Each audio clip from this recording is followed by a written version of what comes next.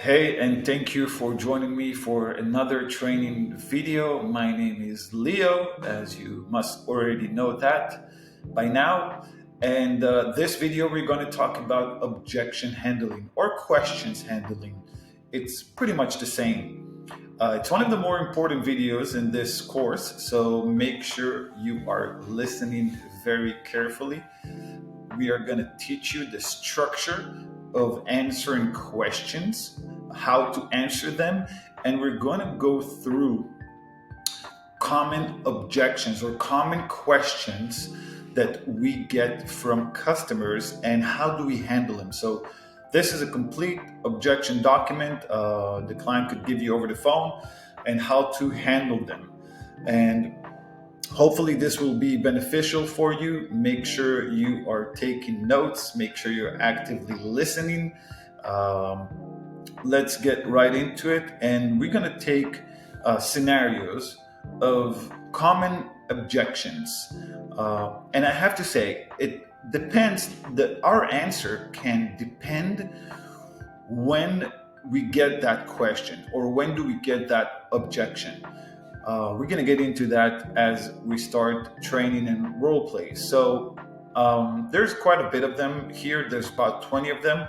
I might pick and choose the one I want to relate to. We'll see if we'll have enough time to go through all of them. So one of the objections or question that typically comes at the end of the call, that the customer might say, I need to check with my husband. I'll call you back later. I'll check my schedule. I'm going to check the best times for my tenant. I'm going to think about it first. And remember, in the previous video, we talked about ABC, always be closing. So for instance, the answer for this question would be, of course, if you'd like, we can hold the appointment for you. If you decide not to move forward or need a different time, you can just give us a call back. That guarantee your time frame doesn't fill up. Would that be okay with you? So what we're trying to do here is to obviously answer it and, saying, of course, I understand. Absolutely. What I can suggest for you is to lock in that time frame for today or for tomorrow, whatever the details tells you to do, and set up the appointment for you. Would that be okay? And in case you need to cancel or a different time frame, you can always give us a call back. In case they decline, if I haven't got the basic information, typically we get this objection that we already have the basic information. I will ask, and let's say they still say no. I would say, okay, completely understand. May I have your name, number, and address? And my dispatcher or technician will be calling you shortly with more details. Would that be okay? So that's how I will handle this objections. What I will not do is, if someone says, let me check with my wife first, then I'll say as an agent, okay, then give us a call back. Unfortunately, we hear that often, and that is not the right answer. The right answer is to answer it, address it, and go back to the point of the conversation. For us as agent, is at least to make the appointment if we instructed to in the script, or get that information, the basic information, so we can have at least something to work with for the company, because they will call that client back and compete and trying to get that job. So what was the first objection?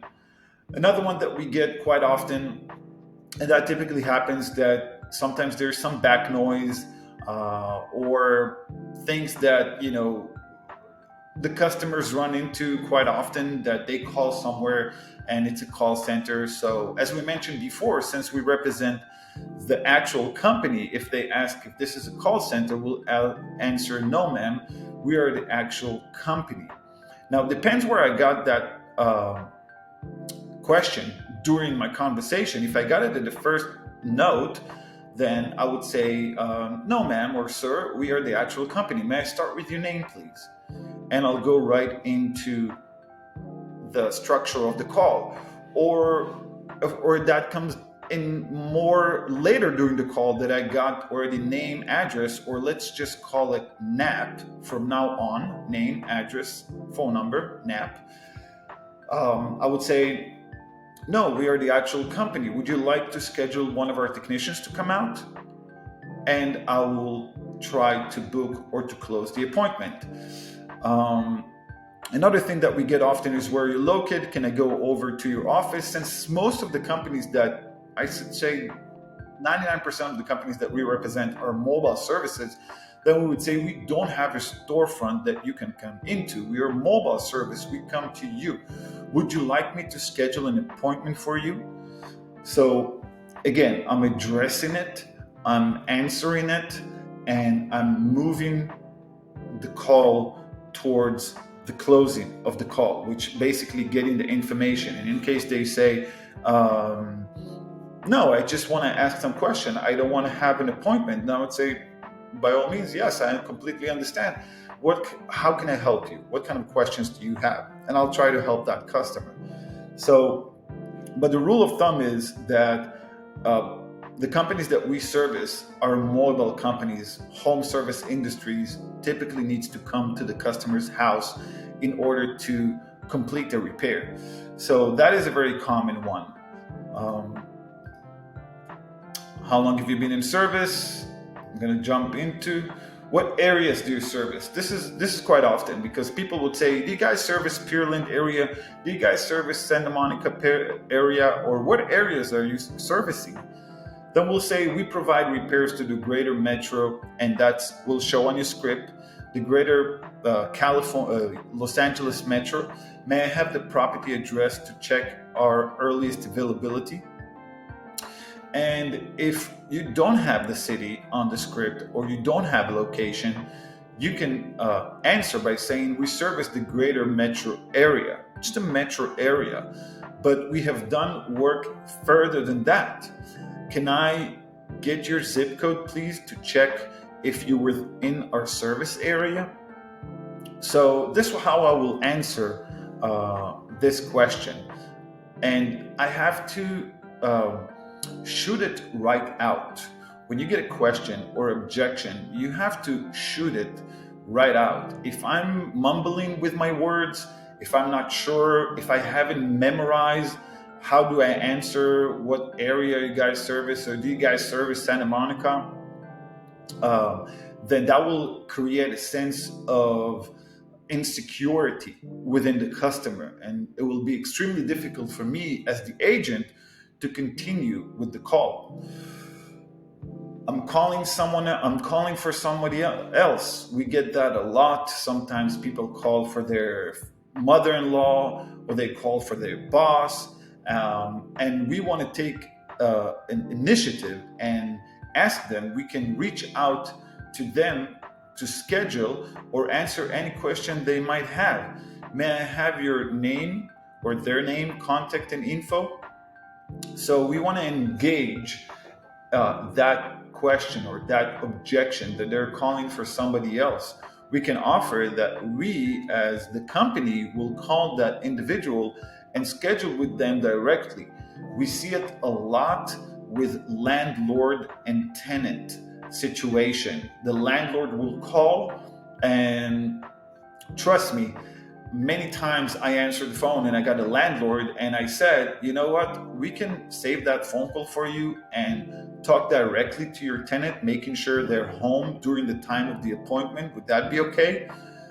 80% of the time they say, yes, absolutely. Go ahead and call me for the billing, or call me once you know what needs to be done to repair that issue. So that is a tricky one, but definitely need to address it, to answer it, and push for a successful resolution of the call. Technician certified. We're going to jump through that. How many years have your technicians?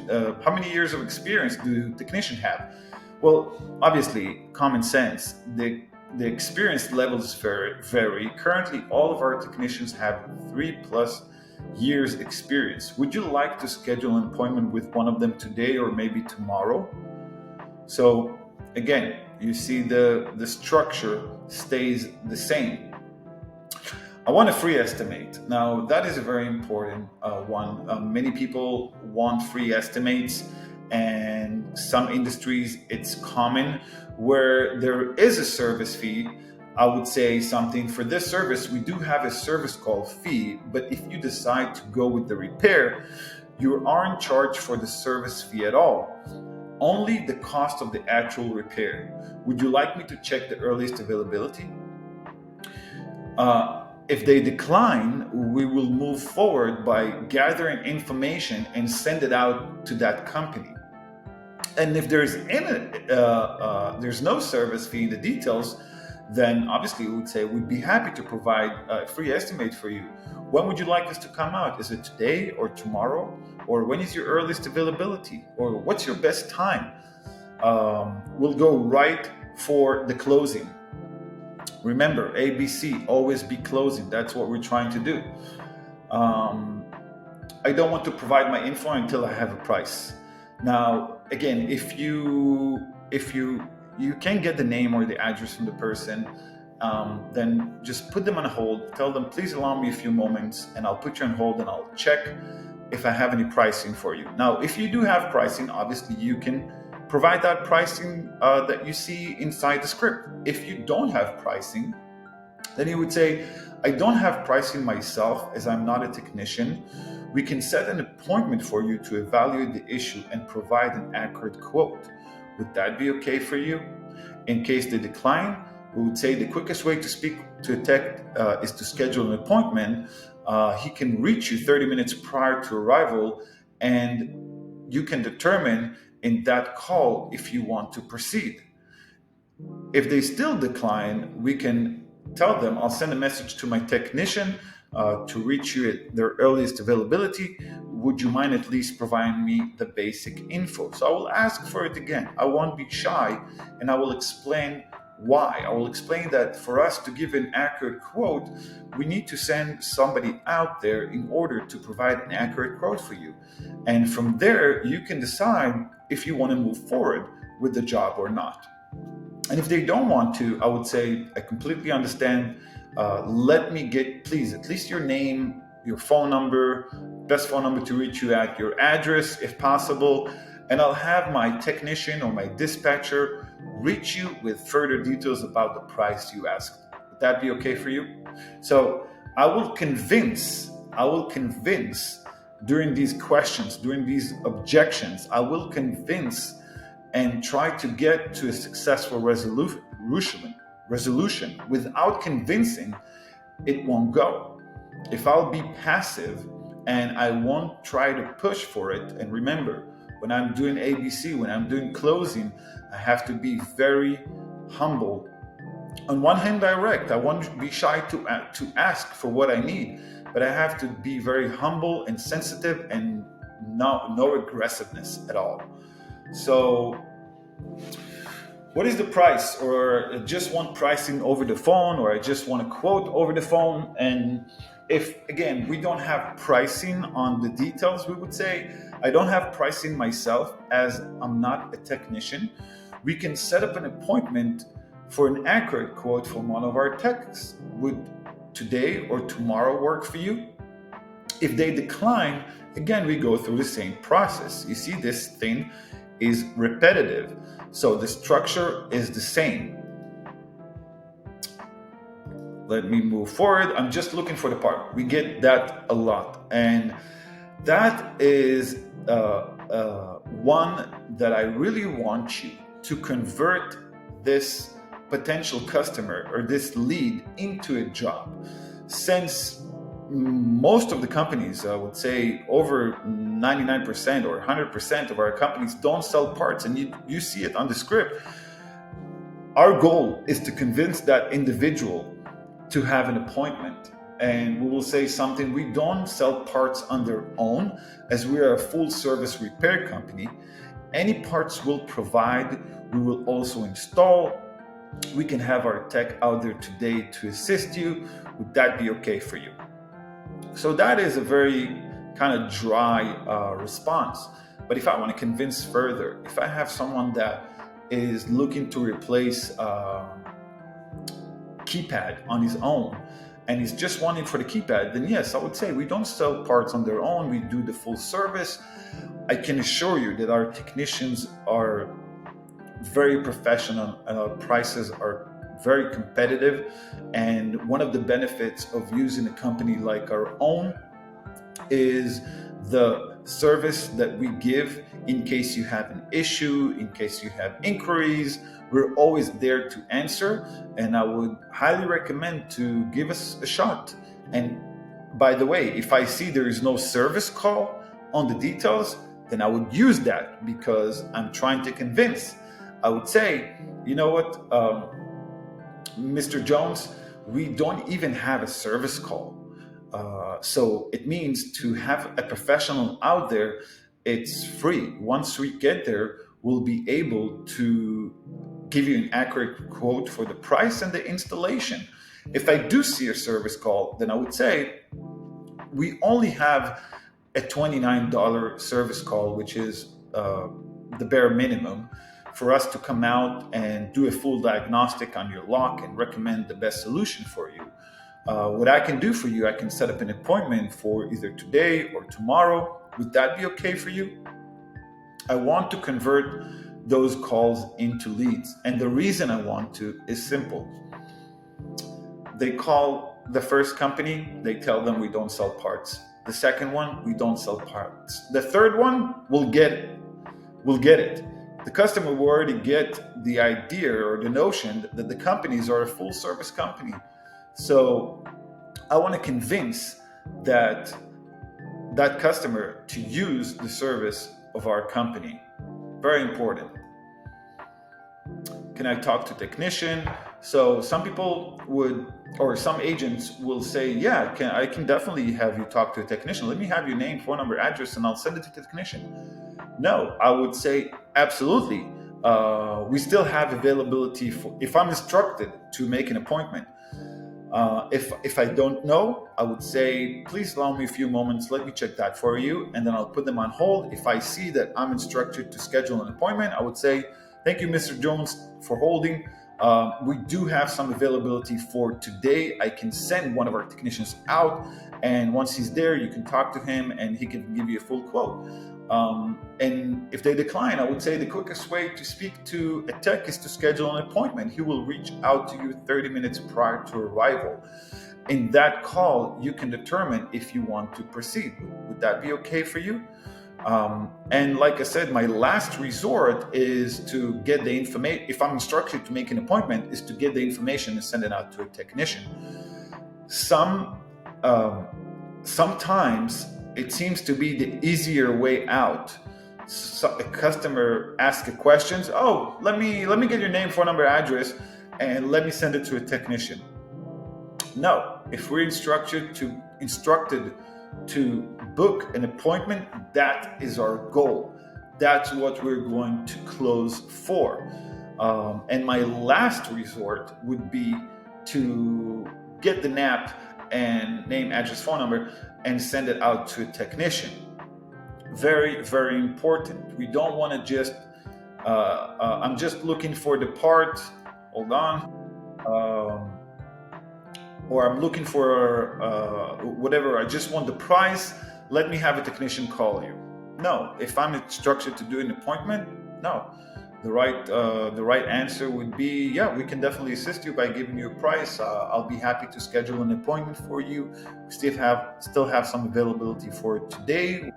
Okay for you? I'll go for the appointment. I'll skip on that one. Will your tech be available to repair today? Some people want to know, hey, the repair can be done today. Our goal is to make all repairs on the same day. General repairs are done the same day. However, we may have to come back if we need to order a part. Would you like me to send a technician to check out the unit, or to check out your garage door, or to check out your AC system, whatever you're talking about?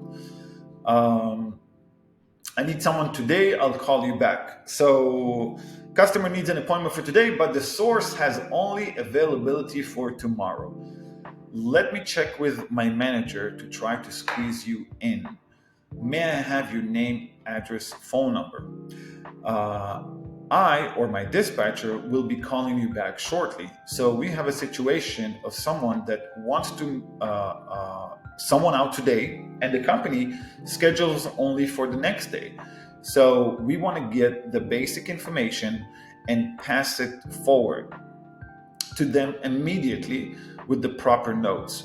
So we don't want to schedule something that is not in the operating hours, but we definitely don't want to say no, we don't have somebody for today. Thank you for calling. Bye bye. No, no, no, no. We're still going to fight for it and say, completely understand that you want to have that AC repaired today. It's extremely hot today.